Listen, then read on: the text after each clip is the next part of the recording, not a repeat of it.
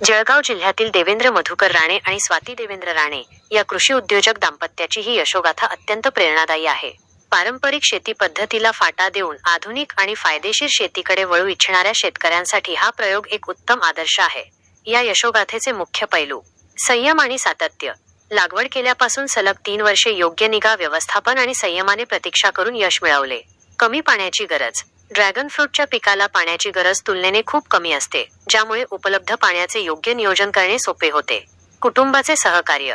आईवडिलांचे आशीर्वाद, कुटुंबियांची साथ आणि मित्रांच्या पाठबळाने या प्रवासातील अडचणींवर यशस्वी मात केली. वाढती बाजारपेठ. आकर्षक रंग, वेगळी चव आणि पौष्टिक गुणधर्मांमुळे ग्राहकांमध्ये या फळाची लोकप्रियता वेगाने वाढत आहे. विदेशी फळाला भारतीय शेतमातीचा सुगंध मिळवून देणारी ही कहाणी भारतातील प्रयोगशील आणि प्रगतशील शेतकऱ्यांसाठी एक मोठी प्रेरणा आहे. मी देवेंद्र मनोहर राणे, माझी मिसेस स्वाती देवेंद्र राणे. सर, माझा प्रश्न तुम्हाला असणार आहे, ड्रॅगन फ्रूट ही शेती याविषयी थोडीशी माहिती द्या ना. ड्रॅगन फ्रूट आतापर्यंत महाराष्ट्रात कमी होत होतं. आता हळूहळू त्याची महाराष्ट्रामध्ये लागवड बऱ्यापैकी होते. आरोग्यासाठी हे फळ चांगलं असतं आणि शेती केल्यामुळे आता आमच्या भागात सुद्धा बऱ्याचशा लोकांना ते फ्रूट अवेलेबल आहे. आतापर्यंत हे फळ परदेशातून आपल्या देशामध्ये येत होतं आणि ते परदेशातले फळं आपण खात होतो. त्याच्यापेक्षा आता आपण आपल्याच मातीतले पिकलेले फळं लोकांनाही खाऊ घालू शकतो आणि आपणही खाऊ शकतो. मॅडम, तुम्हाला प्रश्न असणार आहे माझा, याची लागवड आणि याची वाढवण्याची प्रोसिजर काय असते? रोपं लावतो. रोपं लावले, रोपं लावले त्याचे आणि ते वर्षभर वर्षाने वाढले. पाणी त्या मानानं खूप कमी लागतं. आठवड्यातून एकदाही पाणी दिलं तर चालतं त्याला. साधारण आता आपल्या शेतात किती रोपं असतील सर अंदाजे? म्हणजे आता 6,000 रुपये. सुरुवातीला म्हणजे आपली सुरुवात कशी झाली होती सर याची? लागवडी केल्यानंतर थोडंसं प्रॉब्लेम येतात. ते प्रॉब्लेम वेगवेगळ्या प्रकारचे प्रॉब्लेम सॉल्व्ह करत वर्षा 2 तिसऱ्या वर्षी उत्पन्न सुरू होतं. हा मदतीसाठी तसं आता शेतकऱ्याच्या मदतीसाठी काय घरातले लोक असतात. माझी मिसेस असते, माझी आई वडील असतात. त्या सगळ्यांनी पण मला दिलासा दिला. होईल करू आपण असं करत राहिलं ते उभं. तो 3 वर्ष उत्पन्न न घेणं हा खूप मोठा भाग असतो शेतकऱ्यासाठी. पण तो गेला, तो वेळ निघाला. आता सुरू झालं उत्पन्न. मॅडम, 3 वर्षाचा काळ, 3 वर्ष कुठल्याही प्रकारचं फळ न येणारं उत्पन्न आपण घेत होतो. आता कसं वाटतंय मॅडम? त्या सुरुवातीपासून सांगा ना. सुरुवातीला जेव्हा आपण हे रोप लावले, तुम्हाला समजलं की याला लवकरात लवकर फळ येत नाही, बराच वेळ थांबावं लागतं, तेव्हा कसं वाटत होतं? आता कसं वाटतंय? आता छान वाटतंय, फळं येत आहे. तेव्हा कसं वाटत होतं? जरा नाराजी होती, फळं येत नव्हते असं वाटायचं. आपण कधीचे लावले पण फळं येत नाही आहे, कधी फळ येतील एकदा आणि कधी आपल्याला आनंद होईल असं वाटत होतं.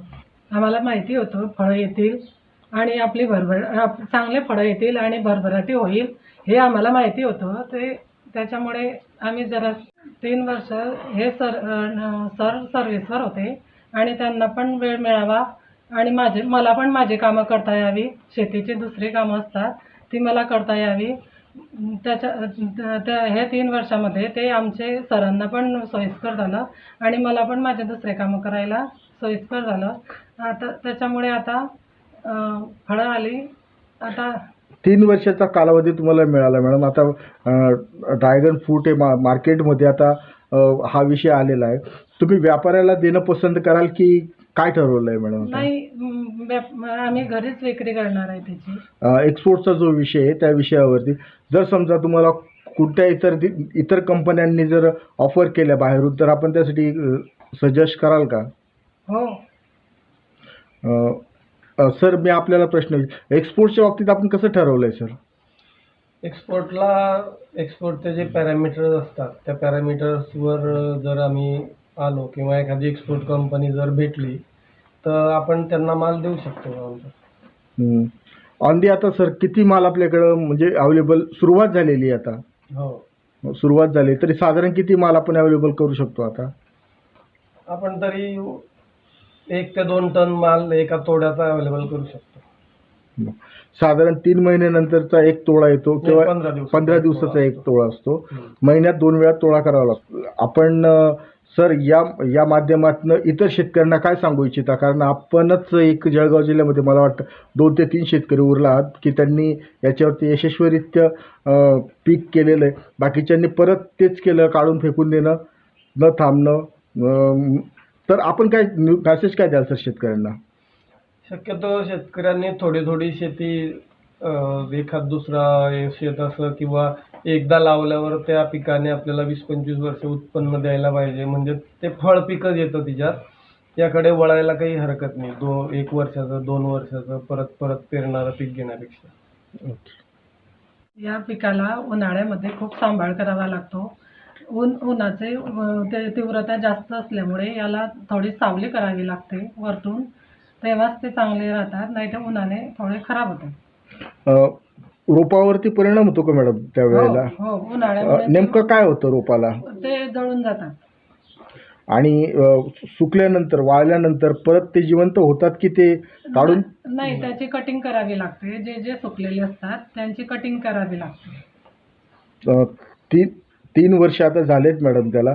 अशी काही रोप उन्हाळ्यात काही त्रासदायक झाली होती का? हो, पहिल्या वर्षी आम्ही जेव्हा लावले तेव्हा आमचं खूप ते माहिती नव्हतं आम्हाला की याला सावली करावी लागते, म्हणून पहिल्या वर्षी आमचे खूप जळून गेले होते आणि मी तर जळलेले आम्ही काढून टाकले, छाटण करून टाकली आणि जे चांगले होते त्याच्यातून आम्ही दुसरे पिकं केले. मॅडम, जेव्हा सुरुवातीला तुम्ही रोपं लावली होती, रोपांची म्हणजे किती मोठी रोपं होती ती? अंदाज काय असेल त्या रोपांचा? 11 इंचाची होती. आता साधारण तरी किती इंचापर्यंत आता रोपं झालेली आहेत मॅडम ती? पूर्ण वाढ झाली. पूर्ण वाढ झालेली आहे त्यांची. आणि ड्रॅगन यायला सुरुवात झालेली.